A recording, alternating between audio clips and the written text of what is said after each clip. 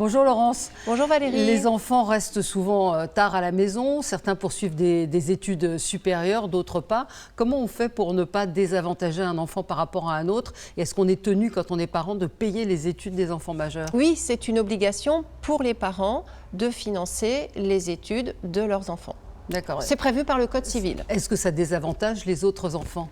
Ça peut désavantager. D'abord, il y a la question de jusqu'à quand. C'est-à-dire, est-ce qu'une fois que l'enfant est majeur, on est tenu de continuer à faire ce financement? La réponse, c'est oui. Mais il faut bien entendu que l'enfant ne soit pas en mesure d'avoir un salaire, un revenu suffisamment rémunérateur. La différence par rapport aux autres enfants de la fratrie, est-ce qu'on leur doit quelque chose quand c'est dans le cadre de la loi, c'est-à-dire de l'obligation de financer des études? A priori, non. On ne doit rien aux autres, sauf à partir du moment où on dépasse en fait cette obligation. D'abord, il faut que l'enfant puisse justifier qu'il a bien fait les études. Vous voyez, il y a des obligations.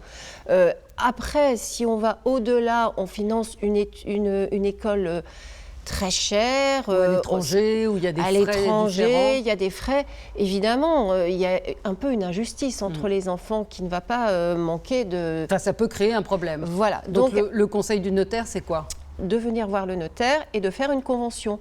Cette convention a pour objet de dire qu'est-ce que moi, en tant que parent, je veux faire pour mes enfants. Est-ce que c'est plus que la contribution normale ou est-ce que c'est un avantage que je veux lui donner parce que c'est un enfant, j'estime qu'il a fallu aider pour diverses raisons. Cette convention, elle précise le cadre dans lequel ces études ont été financées et s'il y a un avantage qui a été fait pour l'un de ces enfants. Tout à fait. Merci beaucoup Laurence. Merci Valérie.